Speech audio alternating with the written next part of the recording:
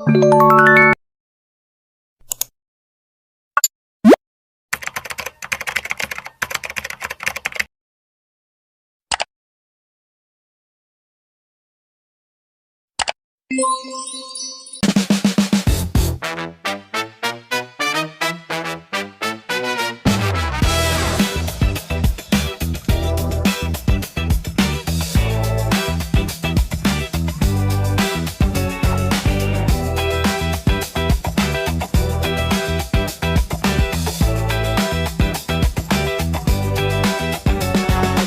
selamat pagi, selamat siang, selamat sore, dan selamat malam kepada Miss Sylvie selaku dosen pengampu dari akuntansi lanjutan 1 dan juga teman-teman yang menonton video ini, di mana kami kelompok lakan akan mempresentasikan mengenai PSAK 221, yaitu mengenai pengaruh perubahan kurs valuta asing.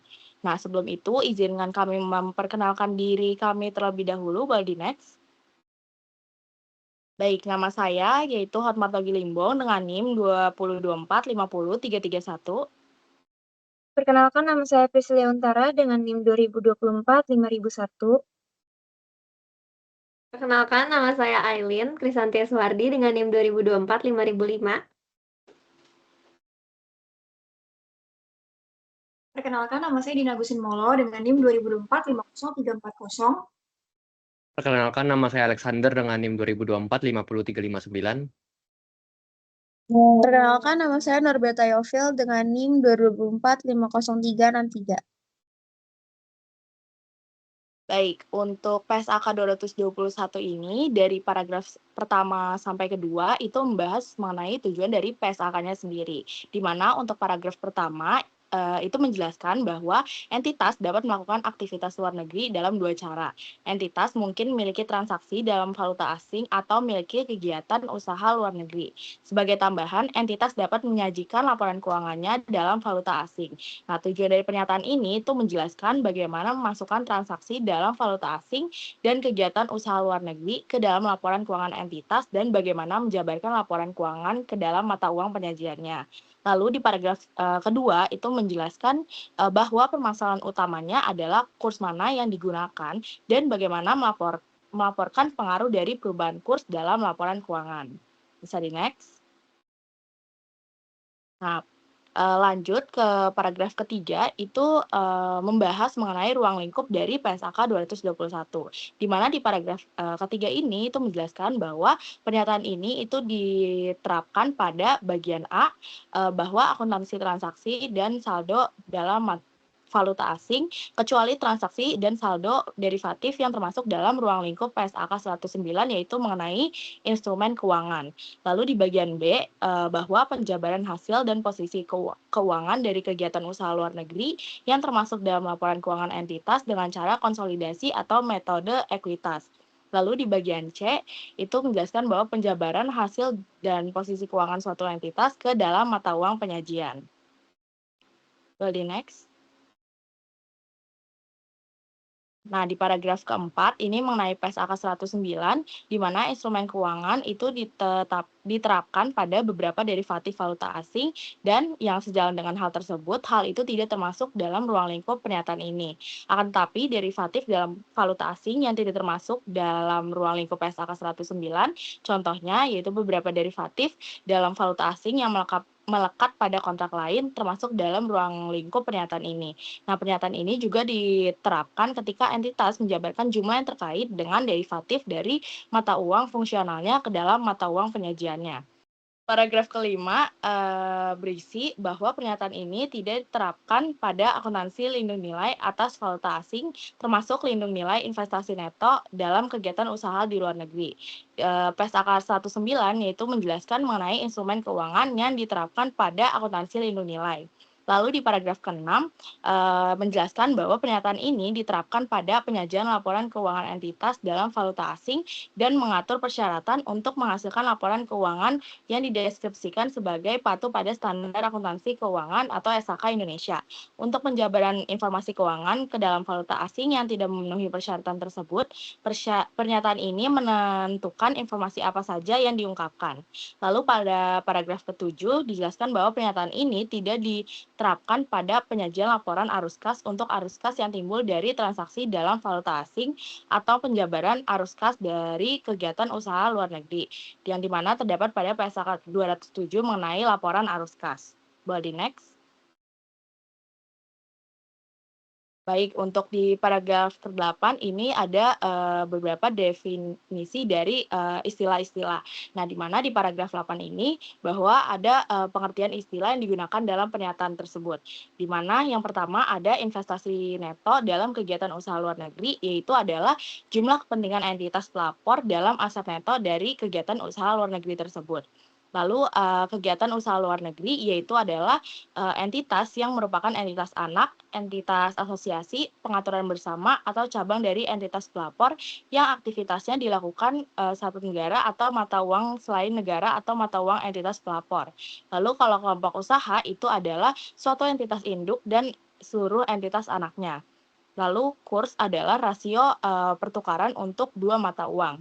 Kurs penutup adalah kurs spot pada akhir periode pelaporan. Kurs spot itu adalah kurs untuk realisasi segera. Mata uang fungsional adalah mata uang pada lingkungan ekonomi utama di mana entitas beroperasi. Boleh next. Lalu ada mata uang penyajian, yaitu adalah mata uang yang digunakan dalam penyajian laporan keuangan. Lalu ada nilai wajar, yaitu harga yang akan diterima untuk menjual suatu aset atau harga yang akan dibayar untuk mengalihkan suatu liabilitas dalam transaksi teratur antara pelaku pasar pada tanggal pengukuran yang terdapat pada PSAK 113 mengenai pengukuran nilai wajar. Lalu ada post moneter, yaitu adalah unit mata uang yang dimiliki serta aset dan liabilitas yang akan diterima atau dibayarkan dalam suatu unit mata uang yang tetap atau dapat ditentukan. Lalu ada valuta asing, yaitu mata uang selain mata uang fungsional entitas, dan yang terakhir ada selisih kurs, yaitu adalah selisih yang dihasilkan dari penjabaran sejumlah tertentu satu mata uang ke dalam mata uang lain pada kurs yang berbeda. Next. Baik, untuk materi selanjutnya yaitu faktor penentuan mata uang fungsional akan dijelaskan oleh rekan saya. Oke, baik. Kita akan masuk ke dalam faktor penentuan mata uang fungsional. Di mana kita perlu ketahui dulu pengertian dari mata uang fungsional itu apa. Jadi, mata uang fungsional itu adalah mata uang pada lingkungan ekonomi utama, di mana entitas beroperasi atau tempatnya utama entitas itu menghasilkan dan juga mengeluarkan kas. Nah, di sini tuh ada beberapa indikator. Yang pertama itu ada indikator utama. Kita bahas dulu dari indikator utama, yang itu yang pertama mata uang yang menentukan harga jual produk dan juga dipengaruhi dari regulasi pasar setempat. Lalu ada juga mata uang yang mempengaruhi biaya produksi, yaitu kayak gaji karyawan dan juga bahan baku. Selanjutnya, pada indikator pendukung, itu ada mata uang dari aktivitas pendanaan yang dihasilkan, contohnya itu kayak penerbitan instrumen utang dan juga ekuitas. Lalu ada mata uang yang mana penerimaan dari aktivitas operasi pada umumnya ditahan. Jadi next. Oke, selanjutnya ini ada indikator kegiatan usaha luar negeri, di mana ada otonomi, di mana otonomi itu adalah kita mencari tahu apakah operasionalnya itu mandiri atau sekedar perpanjangan tangan induk. Lalu ada proporsi transaksi, yaitu kita perlu ketahui juga apakah proporsi transaksi dengan entitas induk bernilai tinggi atau rendah. Lalu juga ada dampak arus kas, di mana kita juga cari tahu apakah aliran kasnya itu langsung berdampak dan siap dikirim ke induk. Lalu ada kemampuan mandiri untuk mencari tahu apakah arus kasnya itu cukup untuk bayar utang sendiri tanpa bantuan induk. Lalu ada beberapa aturan hierarki dan juga ketentuan khusus, di mana yang pertama itu ada aturan campuran, di mana jika indikator tidak jelas, gunakan judgment management dengan prioritas pada indikator utama. Lalu yang kedua itu ada konsistensi, di mana mata uang yang sudah ditentukan tidak boleh berubah, kecuali terjadi perubahan kondisi bisnis yang mendasar. Lalu yang ketiga itu ada kondisi hiperinflasi, di mana jika ekonomi Lalu yang ketiga itu ada kondisi hiperinflasi. Jika ekonomi hiperinflasi, wajib disajikan kembali sesuai PSAK 229, yaitu tidak bisa dihindari dengan menyamakan mata uang induk. Jadi next. Nah, di sini juga ada terkait dengan investasi neto dalam kegiatan usaha luar negeri, di mana ada beberapa hal yang memang harus kita perhatikan, yaitu ada hubungan utang piutang, di mana adanya piutang atau utang jangka panjang dengan unit usaha luar negeri. Lalu yang kedua itu ada kriteria investasi neto, di mana jika pelunasannya itu tidak direncanakan atau tidak mungkin terjadi di masa depan, otomatis dianggap sebagai modal atau investasi neto. Lalu ada beberapa pengecualian juga, di mana tidak berlaku untuk piutang usaha atau utang dagang operasional biasa sehari-hari. Lalu untuk ketentuan grup, di mana transaksi ini itu bisa terjadi antar sesama entitas anak dalam satu kelompok usaha atau tidak harus langsung antara induk dan anak. Boleh next. Nah, lalu di sini kita akan belajar terkait dengan post moneter versus dengan post non moneter. Di mana kalau misalnya post moneter itu adalah hak menerima atau kewajiban menyerahkan unit mata uang yang jumlahnya tetap atau dapat ditentukan. Contoh dari post moneter itu seperti kayak pensiun dan juga imbalan kerja atau kas, lalu ada provisi penyelesaian kas, ada liabilitas sewa, ada dividen kas. Lalu untuk post non moneter itu adalah tidak ada hak atau kewajiban menerima atau menyerahkan unit mata uang dalam jumlah tetap.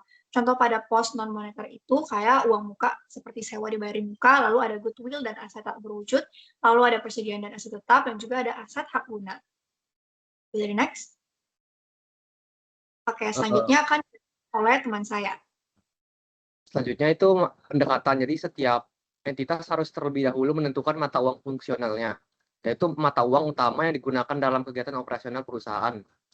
Setelah itu, seluruh transaksi dalam mata uang asing harus dijabarkan ke dalam mata uang fungsional tersebut. Nah, selanjutnya itu ada pengertian dari transaksi falas atau valuta asing. Adalah kegiatan konversi atau pertukaran satu mata uang dengan mata uang asing lainnya berdasarkan nilai tukar atau kurs yang berlaku. Nah, di sini ada 3 contoh dari kegiatan transaksi falas atau valuta asing. Yang pertama itu membeli atau menjual barang atau jasa yang harganya didenominasikan dalam suatu mata uang asing. Kedua, meminjam atau meminjamkan dana ketika jumlah yang merupakan utang atau tagihan didenominasikan dalam suatu mata uang asing, atau memperoleh atau melepaskan aset atau mengadakan atau menyelesaikan liabilitas yang didenominasikan dalam mata uang asing. Selanjutnya itu ada pengakuan awal, di mana pencatatan transaksinya itu harus dalam transaksi mata uang asing itu harus dicatat dalam mata uang fungsional. Lalu jumlah yang dihitung tuh harus dalam mata uang fungsional dengan kurs spot antara mata uang fungsional dan mata uang asing pada tanggal transaksi. Contohnya itu PT Maju Jaya yang di mana mata uang fungsional itu ada rupiah. Membeli barang dari perusahaan luar negeri sebesar 2.000 US dollar pada 10 Mei 2026 dan kurs spot pada saat transaksi itu adalah 15.000 rupiah per US dollar. Jadi nilai transaksi dalam rupiah yang diakui itu ialah 2.000 US dollar dikali dengan 15.500 rupiah yang menghasilkan 31 juta rupiah. Selanjutnya itu ada pelaporan akhir periode. Pelaporan akhir periode itu sendiri adalah proses penyesuaian nilai transaksi atau saldo dalam mata uang asing pada akhir periode akuntansi agar nilai aset, utang, dan transaksi mencerminkan kurs terbaru, serta laporan keuangan menunjukkan kondisi yang sebenarnya. Yang pertama itu ada dari post moneter. Post moneter sendiri, mata uang asing dijabarkan menggunakan kurs penutup. Lalu yang kedua ada post non moneter. Post non moneter yang diukur dalam biaya historis dalam mata uang asing dijabarkan menggunakan kurs pada tanggal transaksi.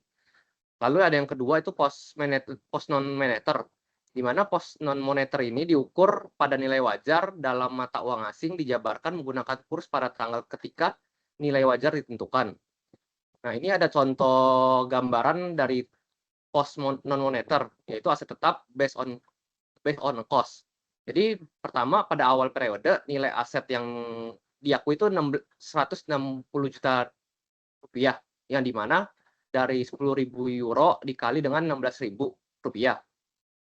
Nah, ternyata di akhir periode terdapat perubahan kurs menjadi 17.000 rupiah. Maka nilai aset tetap tidak akan berubah dikarenakan aset tetap tersebut menggunakan biaya historis. Nah, lalu ada contoh kedua itu contoh dari post non moneter based on fair value, di mana awal periode tuh sama kayak di contoh pertama, di mana nilai asetnya itu 160 juta rupiah dari 10.000 euro dikali dengan 16.000 rupiah. Nah, pada akhir periode ternyata ada penilaian wajar menjadi 17.000. Maka nilai asetnya itu berubah jadi 170 juta. Selanjutnya, selisih kurs akan dijelaskan oleh teman saya itu Yofil. Selanjutnya yaitu selisih kurs. Selisih kurs yang timbul pada penyelesaian pos moneter atau pada proses penjabaran pos moneter pada kurs yang berbeda dari kurs pada saat pos moneter tersebut dijabarkan. Pada pengakuan awal selama periode atau periode laporan keuangan sebelumnya. diakui dalam laba atau rugi dalam periode pada saat terjadinya, kecuali sebagaimana dijelaskan dalam paragraf 32. Next. Oke, selanjutnya yaitu selisih nilai tukar, yaitu investasi neto. Selisih kurs yang timbul pada pos moneter yang membentuk bagian dari investasi neto entitas pelapor dalam suatu kegiatan usaha luar negeri. Diakui dalam laba atau rugi dalam laporan keuangan tersendiri dari entitas pelapor PSAK 4 atau laporan keuangan individual dari kegiatan usaha luar negeri yang mana yang tepat. Dalam laporan keuangan yang memasukkan kegiatan usaha luar negeri dan entitas pelapor, konsolidasi. Selisih kurs diakui awalnya dalam pendapatan komprehensif lain dan direklasifikasi dari ekuitas ke laba atau rugi pada saat pelepasan investasi neto sesuai dengan paragraf 46. Selanjutnya yaitu ada selisih nilai tukar komprehensif jika keuntungan atau kerugian pos moneter non-moneter diakui dalam pendapatan komprehensif lain, setiap komponen perubahan dari keuntungan atau kerugian itu diakui dalam pendapatan komprehensif lain.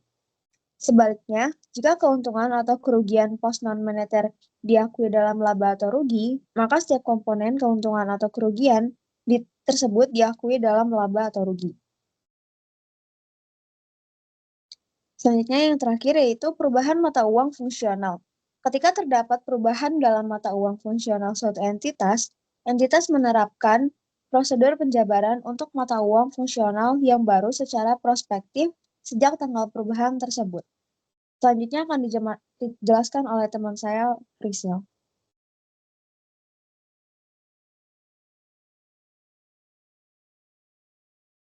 Oke, selanjutnya kita akan membahas mengenai penjabaran laporan keuangan dalam mata uang penyajian, yang dimana bagian ini tuh mengatur cara mengubah angka laporan keuangan dari mata uang operasional sehari-harinya ke mata uang laporan yang diinginkan. Contohnya nih, ada perusahaan Indonesia yang mempunyai cabang di Singapura.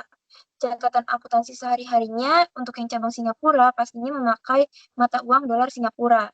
Nah, saat mau digabung ke laporan keuangan pusat yang berada di Indonesia, maka angka-angka dengan menggunakan mata uang dolar Singapura itu harus diubah atau diterjemahkan terlebih dahulu ke rupiah. Nah, di sini terdapat beberapa aturan dasar untuk konversi mata uang. Nah, saat kondisi ekonomi perusahaannya ini lagi normal, bukan negara yang sedang inflasi, maka cara mengubah mata uangnya itu diatur sebagai berikut. Untuk aset dan liabilitasnya harus diubah menggunakan kurs penutup, yaitu kurs tepat pada tanggal laporan posisi keuangan dibuat. Contohnya kayak kurs per 31 Desember. Yang kedua, itu ada pendapatan dan beban.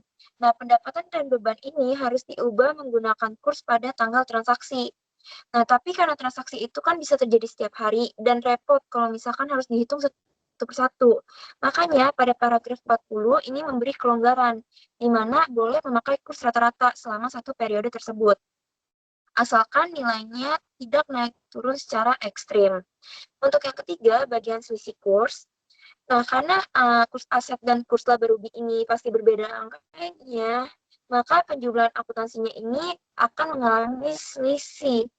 Nah, selisih konversi ini tidak boleh dimasukkan ke laba rugi biasa, tetapi harus dimasukkan ke bagian ekuitas atau bagian penghasilan komprehensif lainnya. Boleh di next?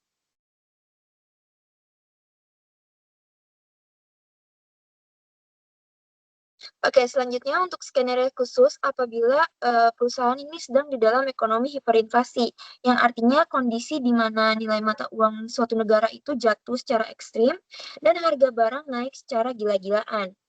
Nah, jika perusahaan beroperasi di negara yang seperti kondisi tersebut, aturannya berubah total. Semua aset, liabilitas, modal, pendapatan, hingga beban itu wajib diubah pakai kurs penutup terbaru. Nah, selain itu juga, angkanya itu harus disesuaikan dulu dengan tingkat harga sebelum dikonversi ke mata uang penyajian. Boleh di next? Untuk yang selanjutnya itu ada penjabaran kegiatan usaha luar negeri. Nah, bagian ini itu menjelaskan tentang aturan teknis kalau misalkan laporan keuangan perusahaan cabang di luar negeri mau digabungkan atau dikonsolidasikan ke laporan keuangan perusahaan induk. Nah, di sini bagian transaksi intrakelompok itu membahas mengenai kalau misalkan si perusahaan induk ini di Indonesia punya utang piutang dengan cabang di luar negeri. Nah, pas laporan keuangannya itu mau digabung, maka akun utang dan piutang tersebut tuh harus saling hapus atau saling dieliminasi. Nah, tetapi karena adanya perubahan kurs falas, selisih kurs yang muncul dari utang piutang tersebut, itu tetap harus diakui dalam laporan konsolidasi. Selanjutnya ada pembedaan tanggal laporan. Nah, idealnya tanggal tutup buku perusahaan induk dan cabang itu harus sama. Contohnya kayak sama-sama di tanggal 31 Desember. Tapi kalau terpaksa berbeda, PES akan memperbolehkannya, asalkan perbedaannya itu nggak lebih dari 3 bulan. Kalau misalkan berbeda, perusahaan cabang juga harus melakukan penyesuaian terhadap peristiwa penting yang terjadi di antara rentang tanggal tersebut. Selanjutnya mengenai goodwill, kalau misalkan saat membeli perusahaan di luar negeri ini muncul goodwill atau kelebihan harga beli, maka goodwill tersebut itu harus diperlakukan sebagai aset dari perusahaan luar negeri tersebut. Artinya, goodwill ini tuh harus ikut dihitung ulang pakai kurs penutup di akhir periode. Boleh di next.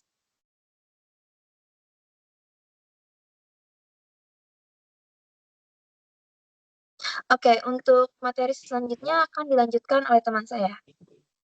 Oke, selanjutnya kita akan bahas pelepasan kegiatan usaha luar negeri. Jadi, menurut PSAK 221 itu mengatur bahwa ketika suatu entitas melepaskan atau menjual kegiatan usaha luar negeri yang dimilikinya, terdapat konsekuensi akuntansi terkait selisih kurs yang selama ini telah diakumulasikan.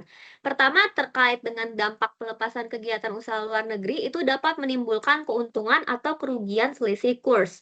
Kedua, terkait dengan perilaku akuntansinya, pertama, kalau misalnya selama kegiatan usaha luar negeri masih dimiliki, maka perubahan nilai tukar yang timbul dari proses translasi laporan keuangan biasanya tidak langsung diakui dalam laba rugi. Tetapi selisih kurs tersebut dicatat terlebih dahulu dalam Other Comprehensive Income atau OCI dan diakumulasikan ke dalam komponen ekuitas. Dan yang kedua, ketika entitas melakukan pelepasan kegiatan usaha luar negeri, baik melalui penjualan, likuidasi, maupun kehilangan pengendalian atas entitas tersebut, maka saldo akumulasi selisih kurs yang sebelumnya tersimpan di ekuitas tidak boleh tetap berada di sana, tetapi sesuai dengan PSAK 221, saldo itu tuh harus direklasifikasikan atau dipindahkan ke laporan laba rugi. Boleh di next. Selanjutnya mengenai pelepasan sebagian kegiatan usaha luar negeri. Jadi perlakuan akuntansi atas pelepasan sebagian kegiatan usaha luar negeri ini bergantung pada apakah entitas ini tuh masih memiliki pengendalian atau tidak setelah terjadi transaksi. Nah, ada dua kondisi. Kondisi pertama itu jika terjadi kehilangan pengendalian.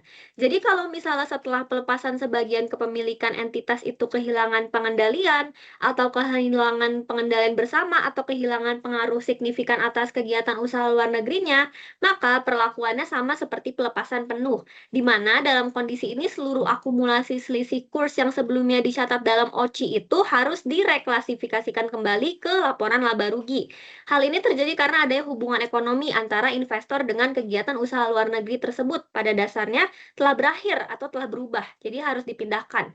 Dan yang kondisi kedua adalah jika pengendalian tetap dimiliki. Jadi berbeda dengan kondisi yang sebelumnya, kalau misalnya setelah pelepasan kegiatan usaha luar negeri itu entitas masih mempertahankan pengendalian, maka transaksi tersebut dianggap sebagai transaksi ekuitas. Jadi dalam situasi ini selisih kurs nggak dipindahin ke laba rugi. Sebaliknya, bagian yang terkait dengan kepemilikan akan dialokasikan ke non-controlling interest atau NCI. Boleh di next. Selanjutnya kita masuk ke entitas asosiasi dan ventura bersama. Jadi pertama, terkait dengan pelepasan sebagian pada entitas asosiasi atau ventura bersama, ketika suatu entitas menjual sebagian investasinya pada entitas asosiasi atau ventura bersama, tetapi setelah transaksi tersebut masih memiliki pengaruh signifikan, maka hubungan ekonomi dengan investasi tersebut tuh masih ada. Karena hubungan tersebut masih ada, maka berdasarkan PSAK 221 itu mengatur bahwa tidak seluruh akumulasi selisih kurs itu dipindahkan ke laba rugi, sedangkan yang dipindahkan itu hanyalah bagian proporsional yang dimiliki oleh entitas tersebut. Dan kedua, terkait dengan pengurangan kepemilikan dengan pengendalian tetap dipertahankan, jadi PSAK 221 itu menegaskan bahwa apabila pengurangan kepemilikan terjadi pada anak perusahaan, tetapi induk masih mempertahankan pengendalian, maka transaksi tersebut masih dianggap sebagai transaksi ekuitas. Dan karena masih dianggap sebagai transaksi ekuitas, otomatis penyesuaian hanya dilakukan pada komponen ekuitas, terutama kepentingan non-pengendali jika masih ada. Boleh di next? Menurut PSAK 221, jadi ada 3 ketentuan terkait dengan pajak, pengungkapan, dan mata uang. Pertama tentang pengaruh pajak dulu. Jadi keuntungan atau kerugian translasi valuta asing itu bisa menimbulkan dampak pajak sesuai dengan PSAK 46. Lalu kedua, terkait pengungkapan wajib. Jadi entitas itu harus dapat mengungkapkan 3 hal, yaitu apa saja, yaitu selisih kurs dalam laba rugi, selisih kurs dalam OCI, dan juga rekonsiliasi saldo akhir dan akhir selisih kurs. Dan ketiga, terkait dengan mata uang fungsional, jadi jika mata uang penyajian berada dalam mata uang fungsional, maka entitas tuh harus menjelaskan alasannya dan juga mengungkapkan metode penjabaran yang digunakan. Boleh di next? Dan yang terakhir terkait dengan ketentuan tambahan. Jadi berdasarkan PSAK 221 ada beberapa ketentuan tambahan, yakni pertama terkait dengan penjabaran mata uang.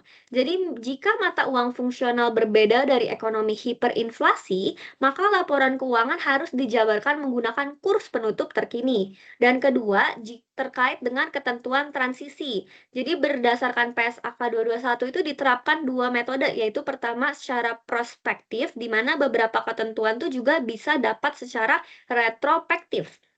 Boleh di next? Baik, sekian presentasi dari kelompok 8 mengenai PSAK 221 pengaruh perubahan kurs valuta asing. Semoga video ini dapat bermanfaat bagi teman-teman. Mohon maaf apabila ada salah penyampaian. Terima kasih.